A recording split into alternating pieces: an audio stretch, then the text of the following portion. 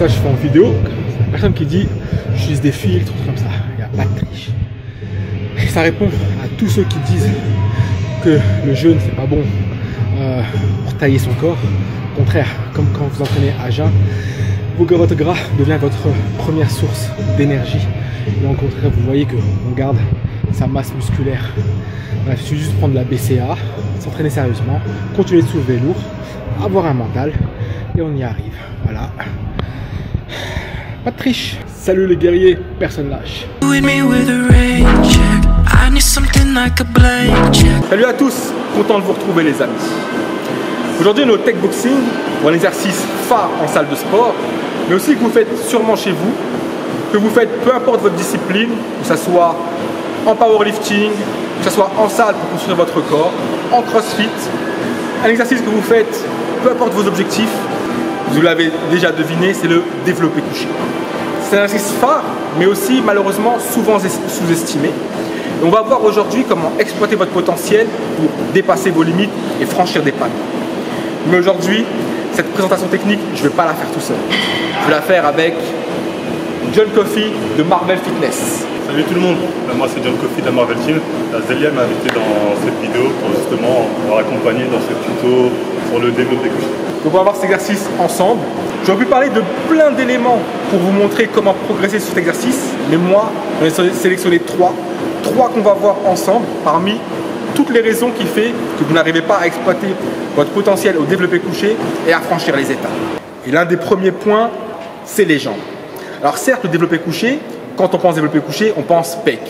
Mais n'oubliez pas les amis que c'est un exercice polyarticulaire et qui donc sollicite plusieurs muscles, notamment du haut du corps bien sûr, comme les pecs, les épaules, les triceps, mais aussi le dos. Parce que c'est quand même votre dos qui va faire face à la charge, ne l'oubliez pas. Mais aussi le bas du corps. On n'y pense pas, mais c'est quand même lui, votre appui sur le sol, et qui fera, comme le dos, face à la charge. Donc les jambes, c'est le premier point qui fait que vous n'exploitez pas votre potentiel au maximum pour développer couché. Bien que les jambes représentent 70% de votre masse musculaire, il est malheureusement souvent zappé par beaucoup de gars. Soit ils n'ont pas le temps de les faire, soit quand ils bossent leurs jambes, ils ne mettent pas l'intensité qu'il faut, soit ils disent que courir ça suffit. Alors que pas du tout. Quand vous faites le développé couché, qu'est-ce que vous posez en premier? C'est vos jambes évidemment. Vos jambes doivent vraiment être ancrées au sol. On a pu voir récemment Teddy Riner qui fait une vidéo avec les jambes qui partent un peu partout. 2,30. Allez, barre 2,30. Allez, mon.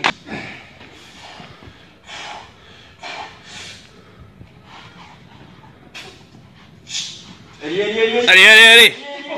Pousse.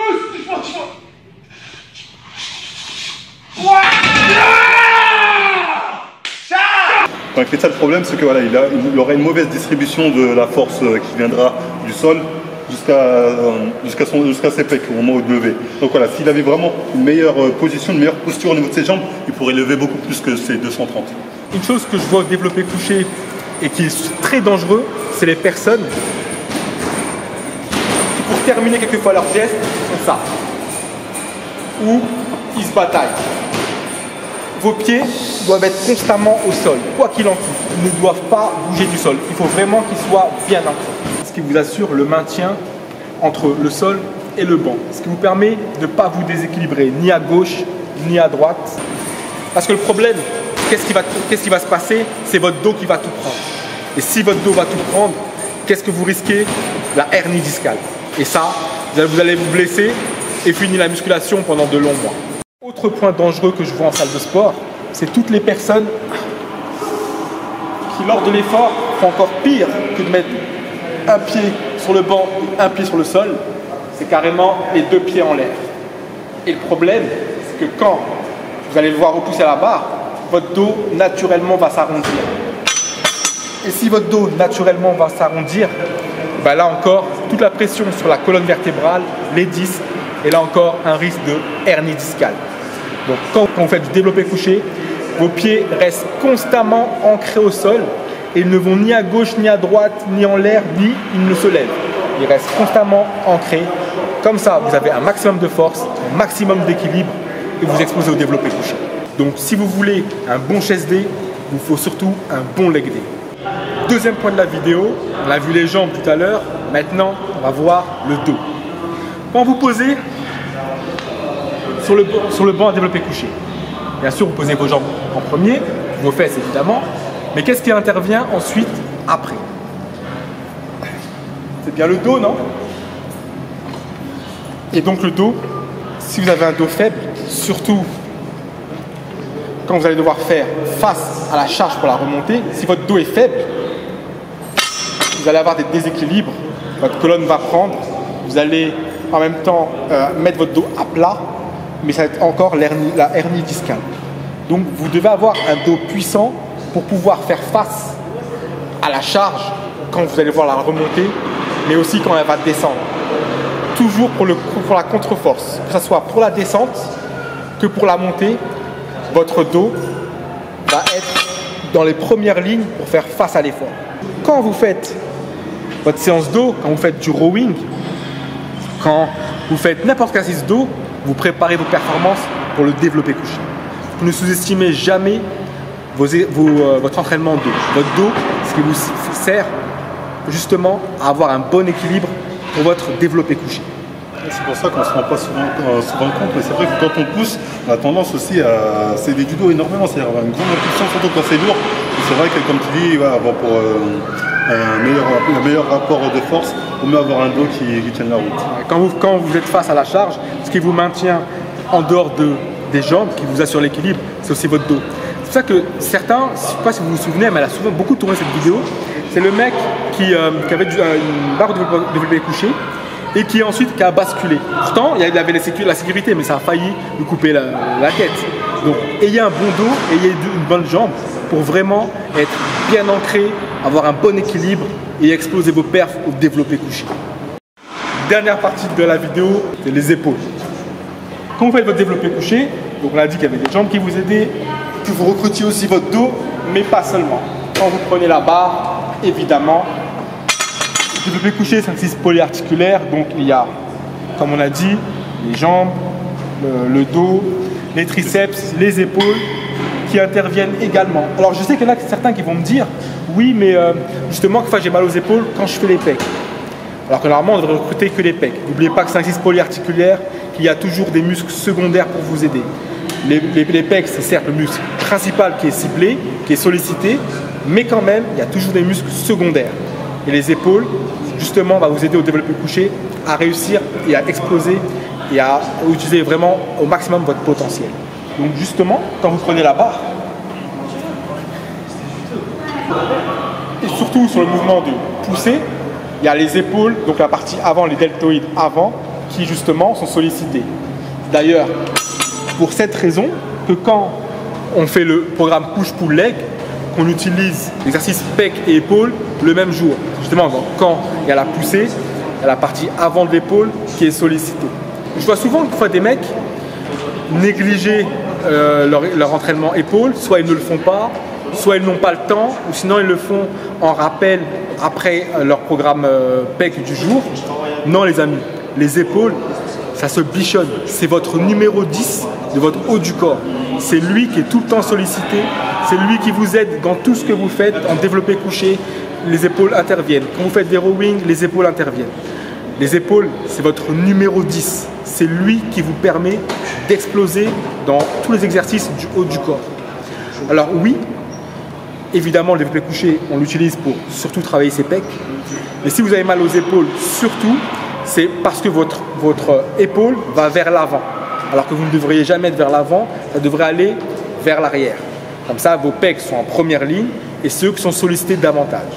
Mais les épaules sont quand même un muscle qui intervient de manière secondaire et super utile. Parce que si vous êtes fort en pecs, mais que malheureusement vos épaules sont moins fortes ou faibles, vous allez aussi vous blesser. Donc si vous voulez avoir un bon développé couché, il vous faut être fort en pecs, oui, mais aussi en dos, en épaules et en jambes. Ne négligez jamais votre séance épaules. Bichonnez-la, travaillez, cherchez à progresser sur les épaules pour exploser vos perfs au développé couché.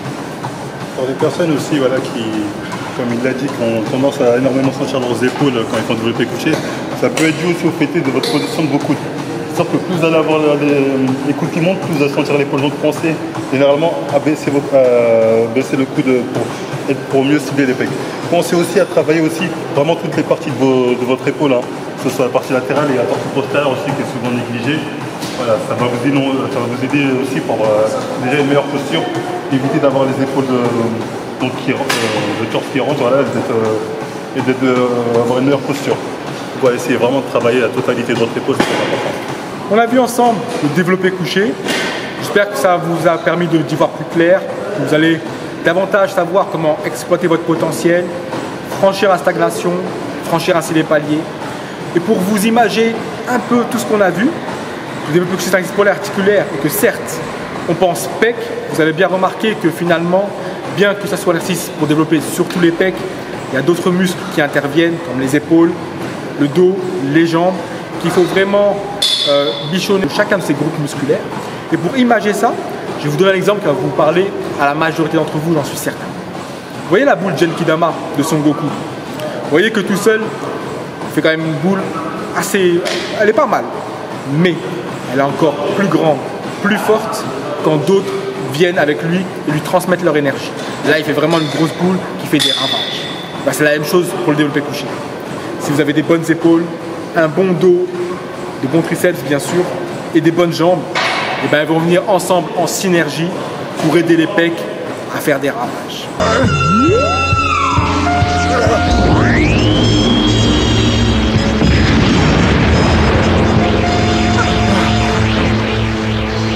Ça y est! C'est excellent, hein. Qu'est-ce que je peux rajouter?